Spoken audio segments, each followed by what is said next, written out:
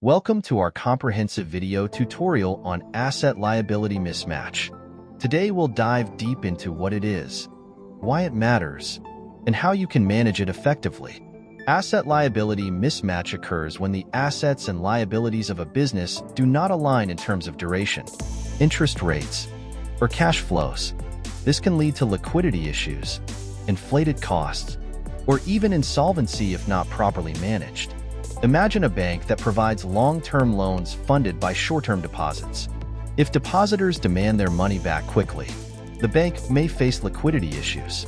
That's an asset liability mismatch in action.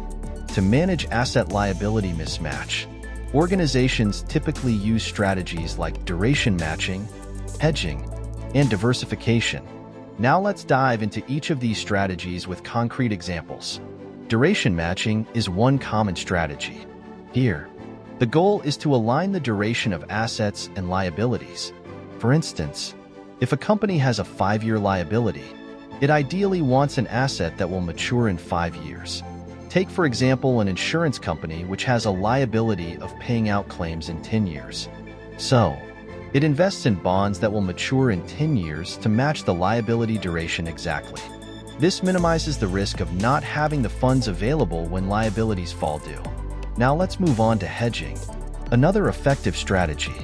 Hedging involves using financial instruments like futures, options, or swaps to offset potential losses due to asset liability mismatch. For example, if a company has foreign currency liabilities, it might use currency futures to hedge against exchange rate fluctuations.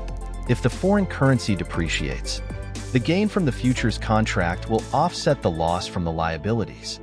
Diversification is a third strategy. Rather than putting all eggs in one basket, the goal here is to spread investments across various assets and durations to minimize risk. For instance, a pension fund might diversify its investments into different asset classes like bonds, stocks, real estate, and alternative investments. This approach reduces the impact of any one asset class performing poorly. Now, let's discuss how you can assess asset liability mismatch in your own financial portfolio. There are several key metrics and tools you can use. One such tool is the gap analysis.